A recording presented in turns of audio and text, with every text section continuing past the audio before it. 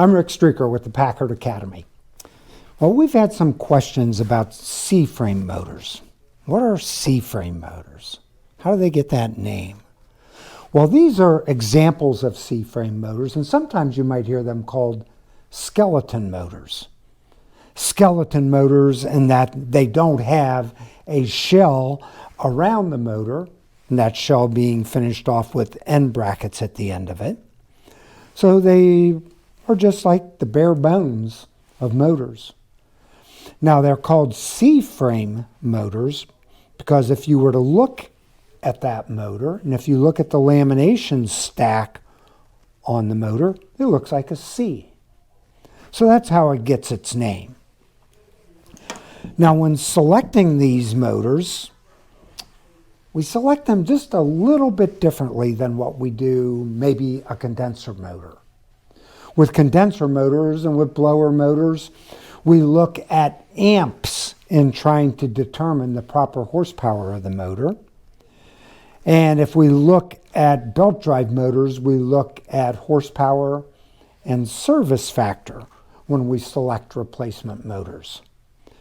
But when we're trying to get a replacement for a C-frame motor, and we want to determine the strength of the motor, we measure something called the stack height. This is the lamination stack. These sheets of steel in this motor. And if you were to measure that stack, you would replace it with a motor that has the same stack height in it. And that's going to give you equivalent horsepower in those motors. So we look at the stack height when we're trying to replace these. If you look at these two motors, for example, you'll notice this one's a stronger motor. It has a longer stack than what this motor is. So to match the horsepower, we're going to select them based upon stack height. Now another characteristic that's important about these motors is the rotation of the motor. Now if I look at the nameplate on this motor identifies it as being clockwise shaft end. This motor, CWSE, clockwise shaft end. So now when I'm trying to define that rotation, it says shaft end. That means that I have to look at the shaft end of the motor when I'm determining the rotation. And it calls out CW, clockwise shaft end. That means when I'm looking from the shaft side of the motor, there's no shaft here, these would be the leads, and if I were looking from this side of the motor, I would call it LE, lead end of the motor. But the shaft end of the motor is considered clockwise, so that means when I'm looking from the shaft end, it's turning in a clockwise direction.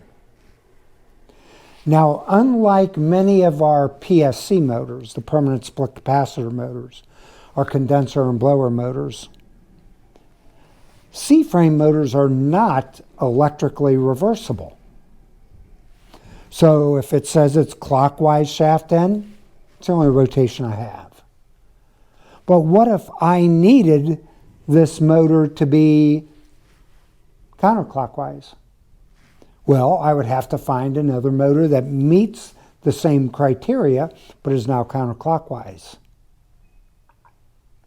There's a little trick though. If you can't find a motor like that, if you were to take this motor, remove the bolts through the motor, and that would allow me to take these end brackets off and to remove the rotor. Now, when I have this all loosened, I take this side of the motor and put it on this side. I take this side of the motor, this end bracket, and put it on this side. Now, as long as the rotor lines up perfectly in the center of the lamination, I can do that. And now, remember, this was clockwise shaft end. If I have the shaft coming out this side, remember clockwise, this rotation, it's still turning the same rotation, but the shaft's out here now, and so it's now turning counterclockwise shaft end if the shaft is coming out here. So that's a little trick that might help you to replace a motor if you're having a hard time finding it. Most of these motors are single speed. Some of them are two. This is a two-speed motor. And they're called two-pole motors. So they're going to operate around 3,000 RPM. So that's typically what you're going to get with the CFrame motors. You might find a two-speed every once in a while, but most of them are going to be about 3,000 RPM. A lot of these motors are going to have cord sets or plugs on them. So when we look at this one, we look at this one. There are plugs on those. This has a special plug on it, and this has some special connectors as well. Sometimes that can create a little difficulty when you're trying to find a replacement, trying to make sure you have the same plug on it. What you could do, though, if you don't have a replacement with the same plug, you could use the plug on the old motor and splice it to the new motor to give you the plug that you need. Now, with this being a two-speed, you'd have to make sure that you put this on a two-speed motor and that the plug corresponds with the speeds that you're looking for on that motor. But that could be done then, just by splicing the cords from the old motor onto the new motor. Now, some of these motors could be used in applications like pumps, such as in an aquarium pump. But these motors are designed to have a fan on the shaft, and that fan moves air over the motor and prevents that motor from overheating and burning up. So if I have a motor like this that I put onto an aquarium pump, without having air moving over the motor to keep it from overheating, it's very possible that the motor could burn up. So in a lot of those applications where maybe I connect the motor to a pump instead of a fan blade or a blower, there would be an extension on the back of this where the shaft comes all the way through, and on the back end of that there would be a cooling fan that would move air over the motor to prevent it from overheating and from failing. There's not a lot of mystery with these motors. They're very simple and very easy to find suitable replacements if you just keep in mind some key characteristics. We need to make sure of the speed of the motor, the rotation of the motor, the shaft size of the motor.